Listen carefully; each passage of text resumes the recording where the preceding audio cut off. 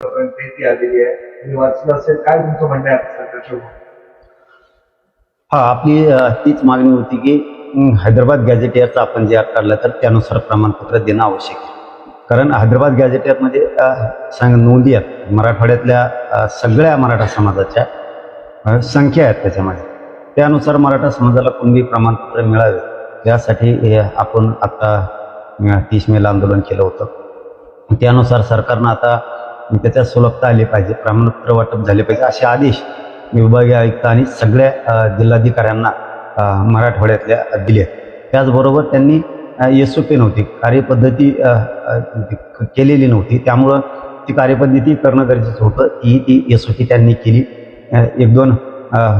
एक मुद्दा आहे त्याच्यात घेण्यासारखा पुन्हा, परंतु बोलणं झाल्याच्या नंतर त्यांनी सांगितलं की आम्ही यानुसार व्यवस्थित होतंय, वाटलंच तर बदल करूयात. 1-2 शब्द आहेत ओळ म्हणण्यापेक्षा, ते होऊन जाईल म्हणे, त्याच्यात काही अडचण येणार नाही. मराठवाड्यातल्या मराठा समाजाला कुणबी प्रमाणपत्र मिळतील यावर आमच्यावरती विश्वास ठेवा, असं विखे पाटलांशीही बोलणं झालं आणि लाड साहेबांशीही बोलणं झालं. म्हणजे आमच्यावरती विश्वास ठेवा, हैदराबाद गॅझेटियरच्या JR नुसार आणि आत्ता दिलेल्या SOP नुसार मराठवाड्यातल्या मराठ्यांना कुणबी प्रमाणपत्र वाटप करायला कसलीही अडचण येणार नाही. परत मी त्यांना असं सांगितलं की पुन्हा व्हॅलिडिटीला अडचण नको आहे. ते म्हणले इथून पाठीमागं दिलेल्या व्हॅलिडिट्या, इथून पाठीमागं दिलेली कुणबी प्रमाणपत्र आणि इथून पुढं देण्यात येणारे कुणबी प्रमाणपत्र, दोन्हींच्याही व्हॅलिडिट्या थांबणार नाही आहेत. मागणी केल्याच्या नंतर याही विषयावरती त्यांच्याशी चर्चा झाली. SOP मधील 1-2 शब्दाचा विषय होता. ते म्हणले अडचण येणार नाही, आली तर आम्ही येऊ.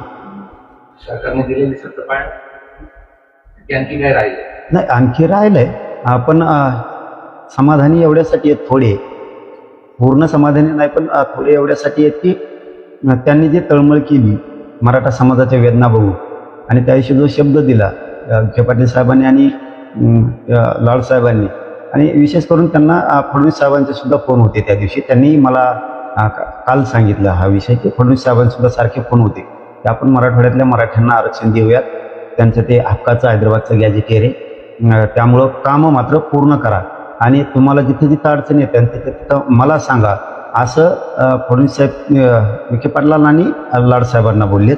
ते मला काल सांगितलं त्यांनी की त्यामुळं आता अडचण येणार नाहीत, अशा स्वरूपाचं काम मराठा समाजासाठी मराठवाड्यातल्या करूयात. म्हणून थोडं समाधानी याच्यासाठी म्हणलं की आता वाटतंय त्यांच्या बोलण्यावर की मराठवाड्यातल्या मराठ्यांना 100% कुणबी प्रमाणपत्र मिळणार. पुन्हा ते रोष आणि नाराजी मराठा समाजाची त्यांच्या अंगावरती सरकार घेणार नाही ही आता अपेक्षा आहे. दगाफटका धोका झालाच तर पुढं लढायला मी पुन्हा सरकारच्या समोर उभा आहे, हेही त्यांनी लक्षात ठेवावं. परंतु कामं मात्र त्यांनी स्पीडने चालवले, हे मात्र खरं आहे. कारण गुन्हे मागं घ्यायचे, सरकारनं शब्द दिला होता त्यावेळेस बलकवडी साहेबांनी सुद्धा सांगितलं होतं आणि मंत्री महोदयांच्या शिष्टमंडळाला त्यांनी सुद्धा सांगितलं होतं की महाराष्ट्रातले सगळे सरसकट आंदोलकांचे गुन्हे मागे घेऊ. तीही प्रक्रिया त्यांनी मागून घ्यायला आता सुरुवात केली. म्हणून आता कामं व्हायला लागले, हे मात्र खरं आहे. सध्या तरी पुढं आणखीन काय माहीत नाही, आता पुढं दमतेत का काय, पण वाटत नाही ते दमतील म्हणून करतीलच. मात्र विश्वास आता वाटायला लागला. मूळ मुद्दा होता की रणजित पुरावे त्यांना शपथपत्रावर त्यांचं म्हणणं घ्या आणि त्यानुसार पुरावे, ही मागणी सुद्धा मान्य केली, त्यानुसार कारवाई झाली. दादा, माझं म्हणणं आहे, तुम्ही म्हणताय बरोबर, पण माझं म्हणणं सुद्धा चुकीचं नव्हतं. आमच्या चुलत्याला दिले, दुसऱ्या चुलत्याला नाही दिले, म्हणजे ही चूक आम्ही सरकारच्या निदर्शनास आणून दिली. आमच्या एका मुलाला दिले तर छोट्या मुलाला देत नाही, वडिलाकडे तर मुलीला दिलं नाही, ही आमची खंत होती. कालच मी एक विषय सांगितला, त्यांनी पण मुख्यमंत्र्यांना सांगितलं असं मला वाटतं, लाड साहेबांनी आणि आपल्या विखे पाटलांनी. आपल्या इथं रत्नपूरला, संभाजीनगर जिल्ह्यात, तिथं चव्हाण नावाच्या एका माणसाचं कुणबी प्रमाणपत्र 1 वर्षापूर्वी निघालं. त्यांच्या मोठ्या मुलीची व्हॅलिडिटी झाली, बारक्या मुलीची व्हॅलिडिटी द्या. असे जे होतं ना, माझं ते म्हणणं होतं की आमच्या एका बांधवाला दिले आणि दुसऱ्या देणार, ह्या जगतापाल दिले त्या जगतापाल देणार, का देणार तर ते म्हणले तू ह्या जिल्ह्यातून त्या जिल्ह्यात गेला. आता मराठवाड्यातले किती लोक मुंबईत गेलेत व्यवसायाच्या निमित्तानं, कित्येक तरी लोक परभणीचे संभाजीनगरला आहेत, संभाजीनगरचे नांदेडला आहेत, नांदेडचे लातूरला आहेत, लातूरचे धाराशिवला आहेत, धाराशिवचे बीडला आहेत, बीडचे जालन्यात आहेत, हिंगोलीचे पुणे मुंबईपर्यंत आहेत, संभाजीनगरला सुद्धा आहेत. म्हणून तुम्ही देणार नाहीत. म्हणजे ही आडनावाची जी तफावत करायला लागली हे त्यांच्या कानावर टाकले की बाबा आमच्या गावात एका माणसाला दिले आणि दुसऱ्याला द्या. आता काहीकडे पुरावे नाहीत. पूर्वी अडाणी माणसं होती, काहीची नोंद नव्हती. मग तुम्ही हे का करायला धरत नाहीत? रक्ताचे आहेत ना. म्हणजे ओबीसीतल्या तुम्ही नात्यांना दिलेत, नातेवाईकाला पोट जात उपजात म्हणून, आणि आम्ही आमच्याच लोकांना मागतोय. त्यांचे ते लक्षात आलं. त्यामुळं माझा तो आट्टा होता की मराठवाड्यातला सगळा मराठा हा कुणबी आहे आणि आमच्या एकाला दिले, दुसऱ्या आडनावाला दिलं नाही. ते जरा सुलभ करा. 90% मराठा समाज मराठवाड्यातला सहज आहे. दम धरावं लागेल. मराठा समाजाने दम धरावं लागेल. दमाने आपण नक्की जाऊ. 1 महिन्याच्या नंतर सातारा संस्थांचंही गॅजेटेडचं होणार आहे. त्यामुळे आपण थोडं दमाने जाऊयात. ज्या ज्या अडचणी येतात मराठा समाजाला त्यांनी मात्र त्या सांगत चालावं. ज्याचे कुणबी प्रमाणपत्र निघाले त्यांनी सांगावं व्हॅलिडिटी दिली नाही. हे मात्र मी या पत्रकार परिषदेच्या माध्यमातून माझ्या महाराष्ट्रातल्या सगळ्या मराठा समाजाला सांगतो.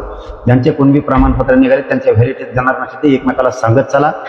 अधिकाऱ्यांना भेटत चला, कलेक्टर साहेबांना भेटत चला. आपले काम करणारे जिल्ह्यात तालुक्यात कोण आहेत त्यांना सांगत चला की आमचे कुणबी प्रमाणपत्र निघालं, व्हॅलिडिटी निघत नाही किंवा नोंद निघाली पण कुणबी प्रमाणपत्र देत नाहीत. हे एकमेकाला सांगत चला. शांत बसू नका. लेकरा बाळांचं भविष्याचं शिक्षणाचं नोकऱ्याचं वाटोळं होईल. सावध व्हा.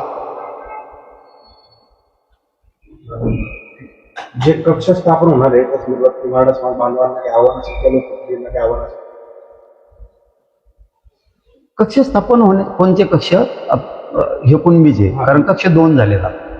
एक म्हणजे मराठा मंत्रालय स्थापन होणार आहे आणि हे कक्ष म्हणजे आता ते कलेक्टर साहेबांना निर्देश त्यांनी दिले, कक्ष स्थापन केलेत. आणखी केले नाहीत, करणार आहे. विखे पाटील साहेबांनी आणि लाड साहेबांनी त्याच्यावर लक्ष ठेवावं. प्रत्येक तालुक्याच्या ठिकाणी आणि जिल्ह्याच्या ठिकाणी कक्ष स्थापन झालेत का? झालेत तर स्थानिक जे आमदार आहेत त्यांना सक्त सूचना दिल्या पाहिजेत की त्या कक्षाकडून गाव लेवलवर तुमच्या मतदारसंघात कुणबी प्रमाणपत्र वाटपाचं काम होतंय का? आणि मराठा समाजाला सुद्धा याचबरोबर माझं आव्हान आहे की आता आपण आपल्या आमदारांना सुद्धा बोला, माझ्या आमदाराला पण बोला की मराठा समाजाचे जर आता एसओपी निघाली, हैदराबाद JR निघालाय, तर आमचे कुणबी प्रमाणपत्र का मिळत नाहीयेत ते मिळून देण्यासाठी तुम्ही सुद्धा पुढं व्हा. की आमदारांना सुद्धा ताकीद देणं मराठा समाज सुद्धा तेवढंच गरजेचं आहे. जसं आपण हक्कानं त्यांना मतदान करतो तसं हक्कानं त्यांना भांडून सांगा की आमच्या कुणबी प्रमाणपत्रासाठी तुम्ही सुद्धा पुढे व्हा. तुमच्या कामात तुम्ही बिझी राहा हमेशा आणि आमच्या लेकरांचं वाटोळं करा. हे आमदारांना सगळ्या प्रतिनिधींना बोलणं गरजेचं आहे की कधी पण त्यांच्या कामात बिझी असते, कधी पण ते त्यांच्या त्याच्यात गुंतलेले असते. आपल्या लेकराच्या भविष्यासाठी आमदार कधी भांडणार आहे का नाही हेही मराठा समाजाने आता बोलणं लय गरजेचं आहे. आता आम्ही लढून रक्त जाळून उन्हात अनात बसून आम्ही ह्या गोष्टी मिळवल्या, तर मग आता मराठा समाजाने आमदाराला बोललं पाहिजे आम्ही ह्या मिळवल्यात. आता इतक्या खस्ता आम्ही खाल्ल्यात मराठा समाजानं गरिबानं, तर तुम्ही कमीत कमी अधिकाऱ्यांना तर बोला आमच्या लेकराच्या कल्याणासाठी. हे मात्र टाईट करणं आमदार, खासदार आणि मंत्री यांना सगळ्यांना, माझ्या आमदाराला सुद्धा, ते सुद्धा मतदान घेतो आपलं, यांना सगळ्यांना टाईट केलं पाहिजे आपल्या लेकरासाठी. इथून पुढच्या काळात मराठा समाजाने एक गोष्ट लक्षात ठेवा, पुन्हा सांगतो की आमदार, खासदार, मंत्री यांना सांगत चला की आमच्या प्रमाणपत्राच्या अडचणी आहेत नसता. दुसऱ्या वेळेस मग आपल्याला पुन्हा बोलता येतं की तुमच्या दारात आम्ही 4-5 वेळेस आलो कुणबी प्रमाणपत्रासाठी, तुम्ही लक्ष दिलं नाही, आता मतदानाच्या वेळेस बी आम्ही लक्ष देणार नाही. म्हणून ह्या भूमिकेत सुद्धा मराठा समाजाला जावं लागणार आहे. सरकारलाही सांगणं की तालुक्या स्तरापासून ते जिल्हा स्तरापर्यंत कक्ष स्थापन करा, म्हणजे त्या कक्षापर्यंत अर्ज घेऊन लोकांना जाता येतील. कुणबी प्रमाणपत्र वाटप करण्यासाठी सेपरेट कक्ष असला म्हणजे लोकांच्याही लक्षात येईल की इथं अर्ज दिल्याच्या नंतर या ठिकाणी कुणबी प्रमाणपत्र दिलं जातं. आता याच्यात ते कक्ष विचारल्यामुळे मला बोलावं लागलं. मला किती 2 कक्ष आहेत. आता मराठा मंत्रालय सुद्धा लवकरच स्थापन होतंय. एका दिवस रात्री झालं पण असं असा अंदाज आहे, कारण रात्री मंत्री महोदयाशी आणि त्यांच्याशी बोलणं झाल्याच्या नंतर लाडसाहेबाशी मुख्यमंत्री साहेब बहुतेक बाहेर होते असं त्यांचं म्हणणं नाही, मला माहित नाही. ते म्हणले ते वापस आल्यास त्यांचं आमचं बोलणं झालं. ते म्हणले की त्याच्यात तुमच्या 3 प्रस्ताव राहिलेत आता मागण्यापैकी, त्या 3न्हीवरती मी सह्या करतो. आता झाल्यात का नाहीत मला रात्री माहित नाही, पण असा रात्रीचा खात्रीला एक निरोप आलेला होता त्यांचा की मुख्यमंत्री म्हणले मी उतरल्याबरोबर पहिले तुमचे 3 प्रस्ताव त्याच्यावरती सह्या करतो. आता झाल्यात का नाहीत मी काय आणखीन विचारलं नाही.